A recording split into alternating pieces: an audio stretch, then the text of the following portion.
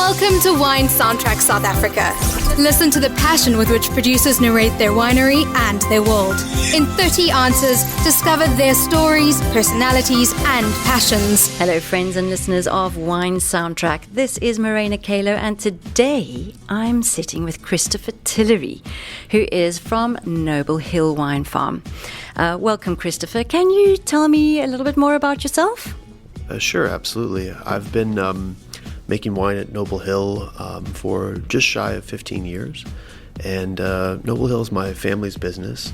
I started there and got going in the cellar and took over. Have been on my own in the cellar since 2014. And we're an estate grower, meaning that we grow everything on the farm. All the grapes are grown there, and we make estate wines. I'm now in my third year of my conversion to organic certified growing. Yeah. That's really great. We need more organic growers here in South Africa.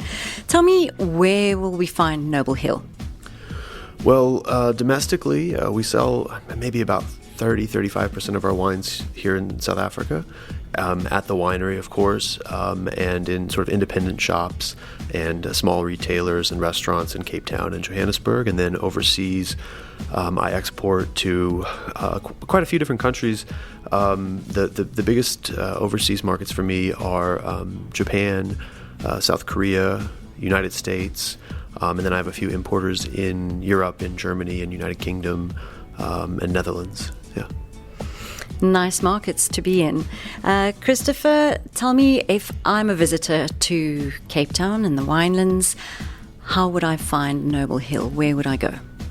Oh, well, we're located in, by origin, what's called Simonsberg Parl, which is the slopes of the Simonsberg Mountains. And the Simonsberg, for me, are part of sort of the heart of the Cape Winelands, because we're kind of equidistant between Stellenbosch and Franschhoek and Parl. And so Stellenbosch and Franschhoek and Parl, these are quite notable towns in the winelands.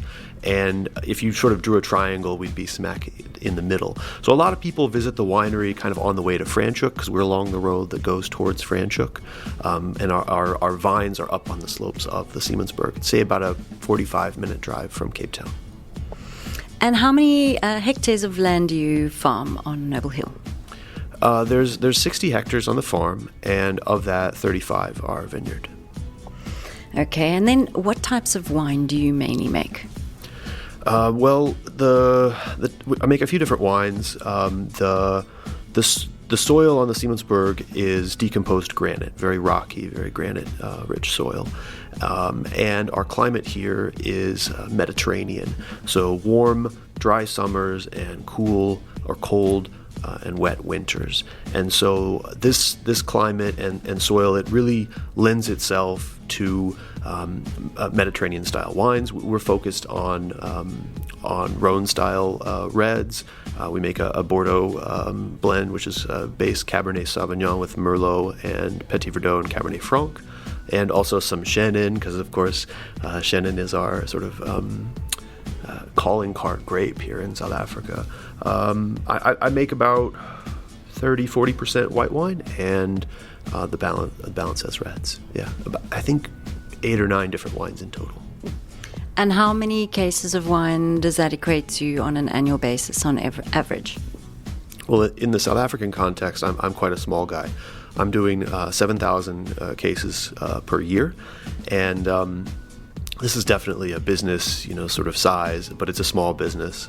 It's bigger than a garagiste. I'm not making it, in my backyard, but also not a big commercial producer. So you obviously have a love for wine. Where would you say was your first real memory of wine? Some kind of a wine connection that you do really remember it making an impression on yourself?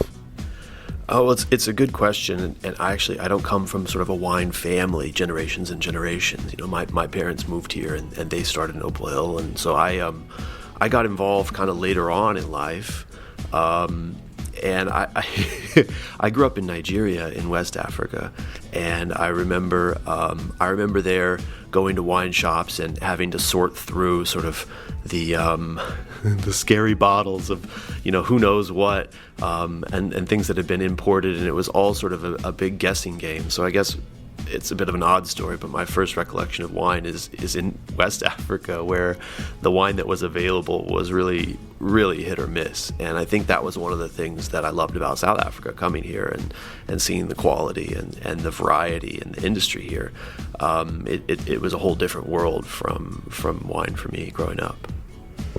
I'm sure you've traveled the world fairly extensively, besides obviously Nigeria as well. Your family heritage is from the US.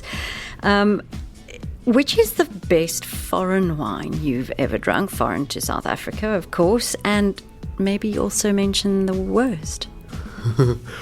Well, there's a lot of good wine out there. There's a lot of bad wine out there. I have to say, I'm struggling to rack my brain for foreign wines, because here in South Africa we actually get very, very little overseas wines, almost none. So living here and working here and making wine here, I'm tasting South African wine all the time, but I almost rarely, if ever, taste wine from overseas. I mean, I kind of always, if I have the chance and the budget, go for Burgundy, like lighter style, Burgundy reds. I love a Beaujolais, love the Gamay grape. So those would be some of my favorites. Although, to be honest, overseas wine I haven't had in at least a couple of years now. The worst for me is the very extractive ripe style. I mean, we haven't really talked about my winemaking style, but I'm very much aiming for lighter style wines, wines that have lower alcohol, less extraction, more delicate, more freshness in the wine. And so when I taste a wine that has a really high alcohol or really dark, intense color, for me those wines are sort of an immediate no. Tell me something about Noble Hill's wines. What is the most expensive bottle of wine that you sell from Noble Hill? Well, I'm making a Chenin Blanc from old vines on the farm, and this Chenin Blanc, it's fermented in old oak barrels and matured on the lees for 9 months. It's a lovely small batch. I call it Simonsberg Chenin Blanc, and this one retails sort of just north of 300 Rand a bottle. It's a lovely wine. I've tasted it recently. Tell me, which of the wines in your cellar gives you the most satisfaction, whether it be when you make it, when you drink it, when you present it? Is there one that stands out for you? Well, I get the question of what's your favorite wine, quite often in the wine industry, making wine. And I have to say, the parallel for me is like choosing your favorite child. You can't really say, or maybe some people can, but for me, it varies year by year and season by season which wines really excite me. Like in the last year, I've had a real enjoyment of our Estate Reserve White, and I've had a real enjoyment of our Field Atlas, which is a field blend that we make with Syrah, Grenache, Mauvert de Viognier. And those two have really stood out for me. But the next vintage might have a different favorite, and the vintage after that different. It's never the same. Yeah, I can understand that completely. Tell me, do you think there is such a thing as a perfect variety? No, I mean, I think every variety has strengths and weaknesses, and I like diversity and being able to explore new things and new grapes. And so when I'm buying wines, I'm always interested in things that I haven't had before. I don't want to get stuck in a rut of saying, well, this is the grape that I like and I only drink these kinds of wines. And similarly in the wine making, I make more blends than single variety wines, because I think the blending can bring some of the positive characters of the different varieties and also kind of lift up the weaknesses of the varieties in the blend. That's a very good point. Getting down to wine, as a consumer, do you have any preference between white, red, or rosé? No, I like all three. I'd say more red in winter and more white in the warm weather. And yeah, I'm pretty I'm easygoing in that regard. Yeah. And any preference between still wine and sparkling? I drink mostly still wines. I do make a small amount of bubbly, but I don't find myself drinking a lot of bubbly. It's just sort of something to have if you're having a toast or something. And obviously we have Cap Classique here in South Africa. Do you enjoy drinking Cap Classique when you do enjoy that sparkly, or do you prefer to turn to champagne, or Prosecco is quite popular at the moment? Well, I would say that Cap Classique is definitely the best and what we should be having all the time. Cap Classique is a really wonderful expression of Cape terroir, and I think underappreciated and a little bit still unknown. So there's a lot of really good ones out there. Moving on to pairing food with wine, which so many people love to do.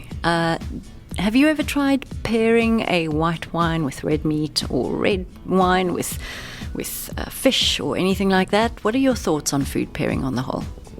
Well, food pairing, I think you can't work from rules. You have to work from guidelines and from concepts. But I've done over the years, I've done a lot of different events where they pair the wine with food. And the thing that I can say is that it must be tested. You can't from on paper see this is going to match with this and go with it and know that it's going to work. The only way you can be truly confident in a pairing is by actually testing it out.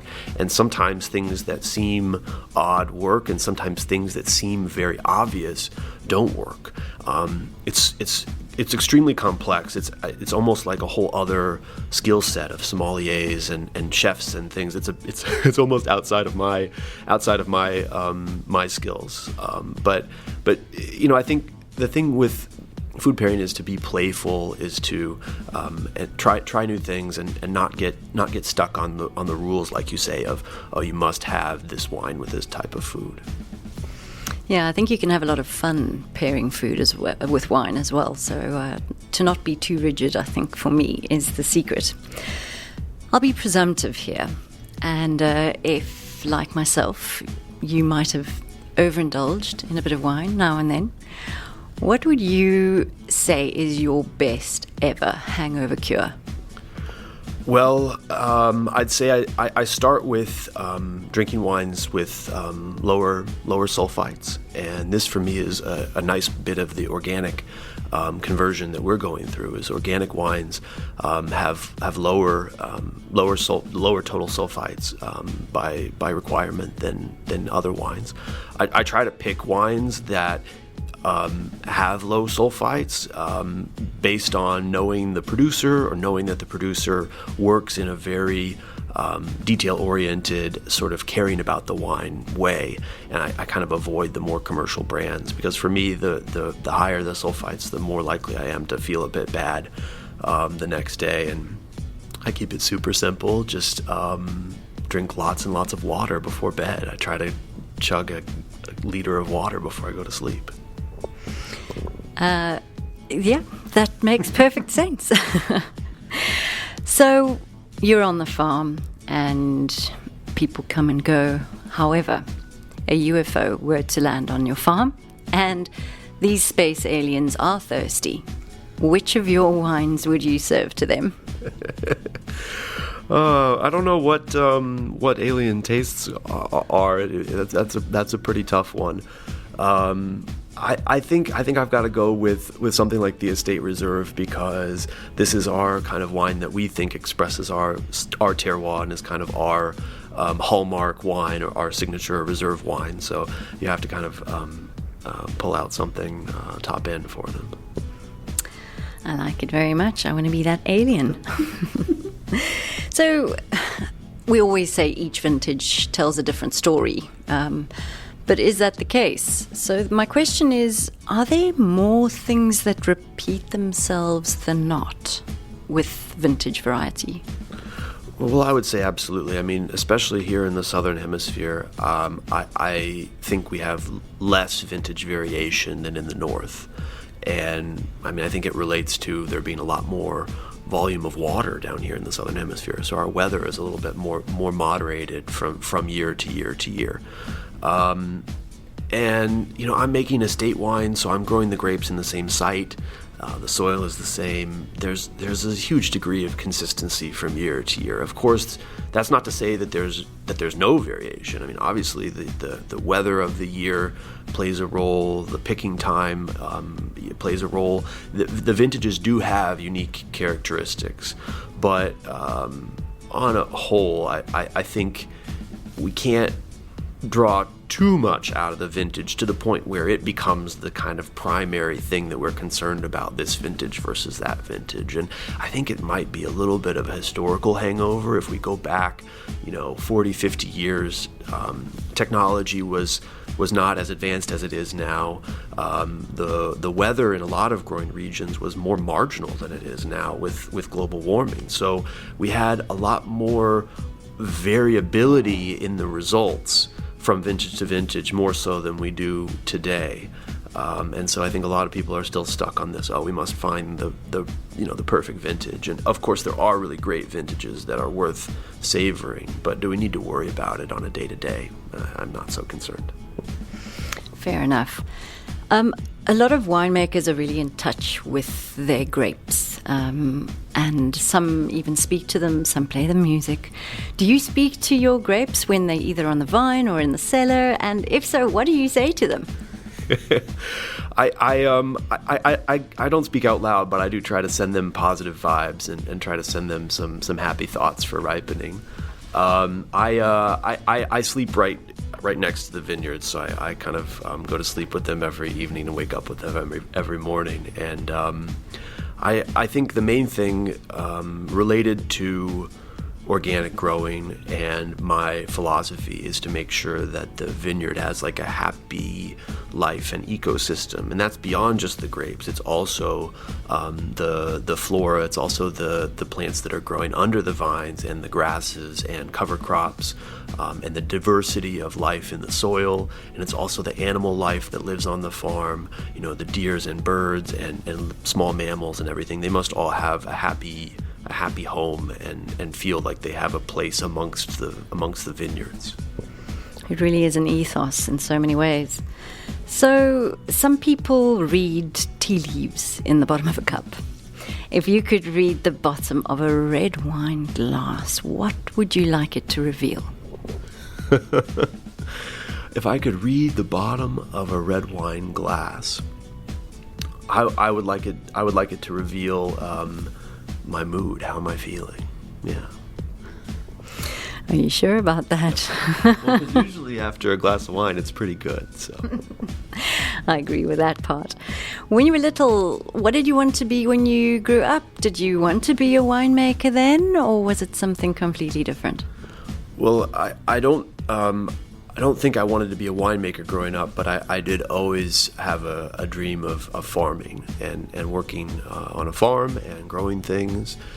Has always been something I've felt really strongly about. So the fact that I ended up in wine, it's a nice sort of how do you put it, subset of agriculture broadly. But yeah, I've always felt like having a green thumb would be nice.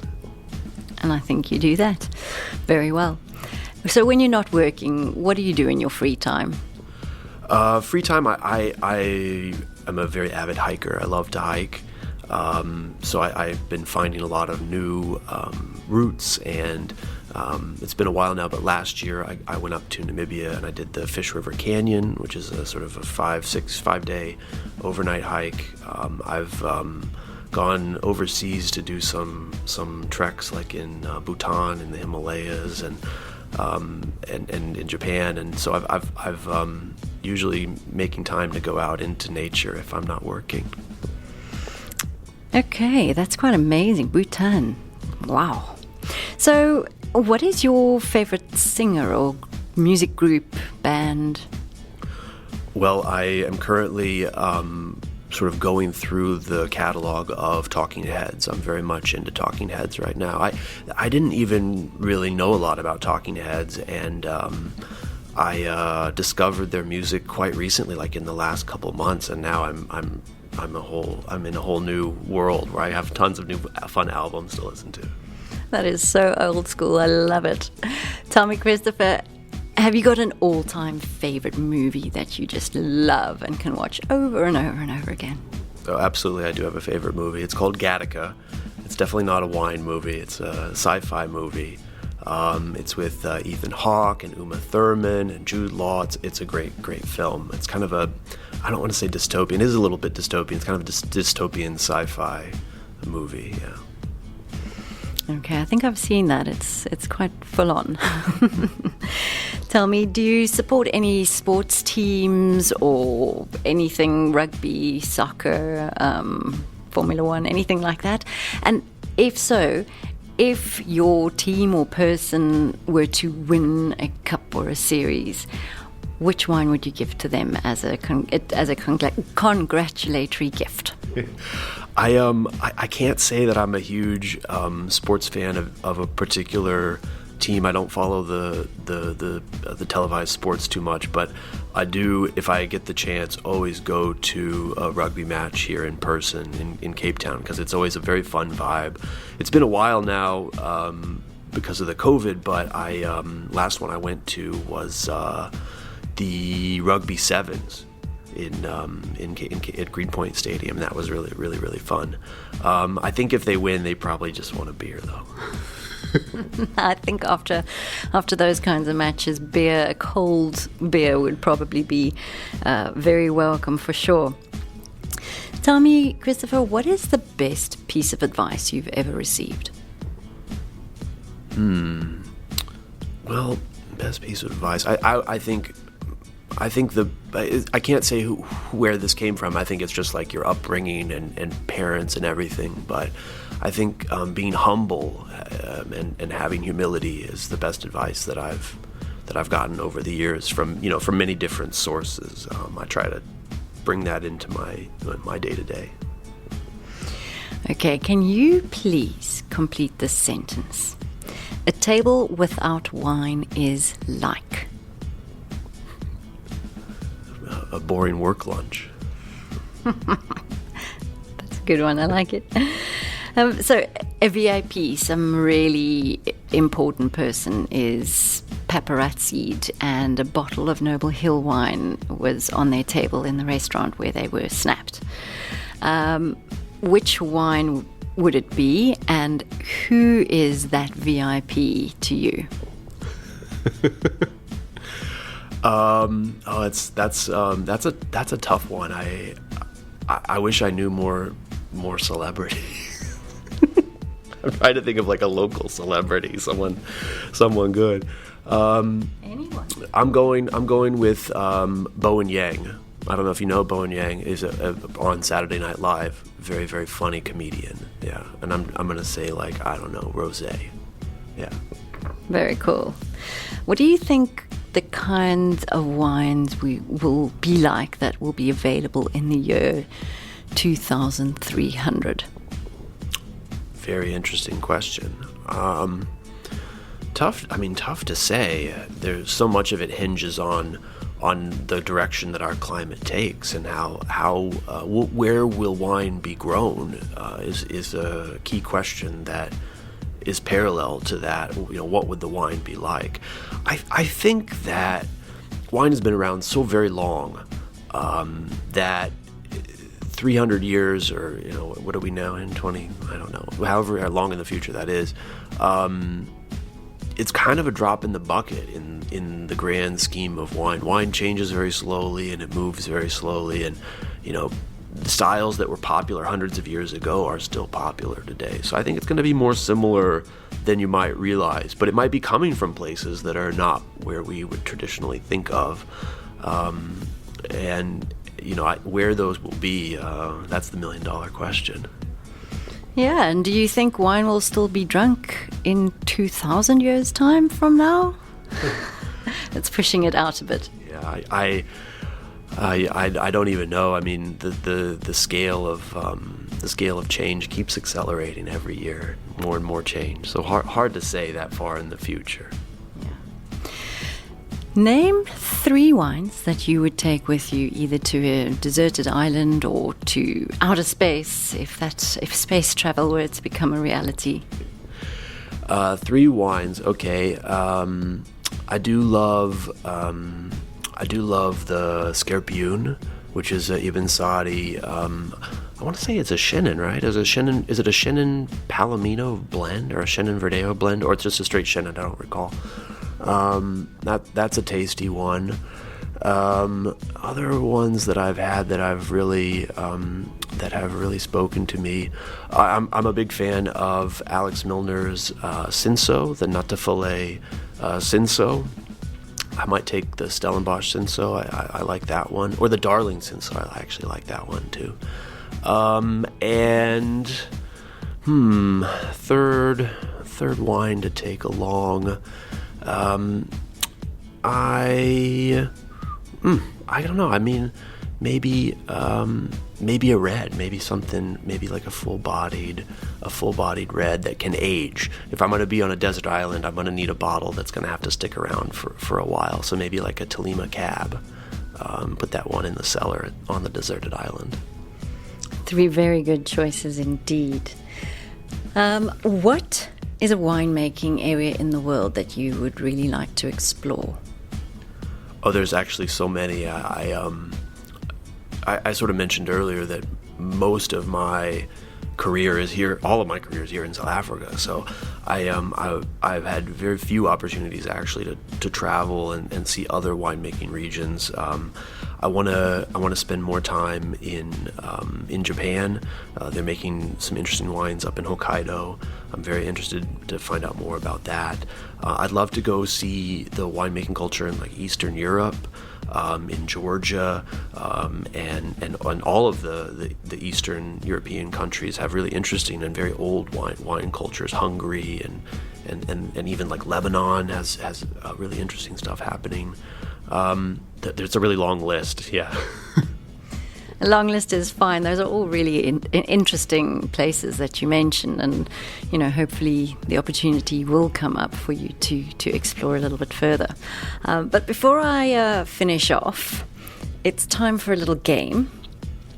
I'm going to name 3 wine varieties, and I would like you to tell me which song you would like to pair with each variety. So the 3 varieties are Sauvignon Blanc, a Chenin Blanc, and a Shiraz. Okay, so I must come up with songs for each. Sauvignon Blanc. Sauvignon Blanc is, for me, it's sort of like Beach Boys. What's a good Beach Boys song? I don't know the Beach Boys songs. Oh yeah, Good Vibrations. Yeah. Chenin Blanc. Chenin Blanc for me is something like Edith Piaf, like kind of like old school, a little bit jazz. And then what was the third? Syrah? Yeah. Syrah is more kind of something poppy, like Weekend. Is it The Weekend or is it Weekend? The Weekend, yeah, like The Weekend, yeah. Very cool. I like that. You've got my mind going now, for sure. Krisotfer Tillery, thank you so much for joining us today. Would you like to remind our listeners where they can find your wines? Can they visit your tasting room, and also your website address? Yeah, absolutely. Well, the website I'll start with is noblehill.com, and from there actually you can get to our importers in different countries. So depending on which country you're in, you can click through and find where the wine is available there. And if you're in South Africa, then order online. We are open for wine tasting, so please come by, and we do nice wine tasting and cheese boards, and people love to come and enjoy the Winelands vibe. And we have a restaurant at the winery, which is serving breakfast and lunch, and is definitely worth a visit as well. That sounds amazing. Thank you so much for your time, Krisotfer, and all the best. Thanks for listening to a new episode of Wine Soundtrack South Africa. For details and updates, visit our website winesoundtrack.com.